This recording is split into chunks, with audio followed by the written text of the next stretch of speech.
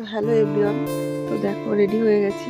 দুই ছেলেকে নিয়ে যাব, বেরিয়ে পড়েছি। যে পাশের বাড়ির টোটোতে বলে রেখেছি, ওরাও যাবে, আমরা দুই ছেলেকে নিয়ে আমিও যাব। তো এই যে রেডি হয়ে গেছি, রেডি হয়ে যে আমরা বেরিয়ে পড়েছি।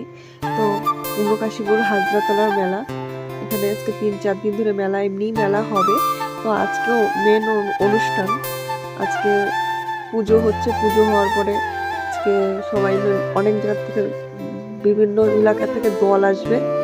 আসার পরে এই যে আমরা বেরিয়ে ঢুকে পড়েছি। পাশেই লেবু জলের স্টল বসেছে, আর এই দেখো মেলায় সব রকম জিনিসপত্র দোকানপাট বসেছে। তো এখানে এই যে ঢুকে গেছি মেলার ভিতরে, এত কত লোক। এখানে আরও লোক হয়েছিল, সকালবেলা থেকে লোক হচ্ছিল। তো আমি বিকালবেলার দিকে এসেছিলাম 4টের দিকে, ওর জন্য লোক অনেক চলে গেছে বাড়িতে। একদিক দিয়ে লোক আসছে আর একদিক দিয়ে লোক চলে যাচ্ছে, এরকম একটা ব্যাপার। তো এইদিকে দেখো অনেক রকম দোকানপাট বসেছে, বাচ্চাদের খেলনা জিনিস বসেছে। তো ছেলে আমাকে বলছে যে চলো মা আমরা ওই দিক থেকে কিছু খেয়ে আসি। তো এই যে গরমের সময় এটাই মনে করি ভালো জিনিস।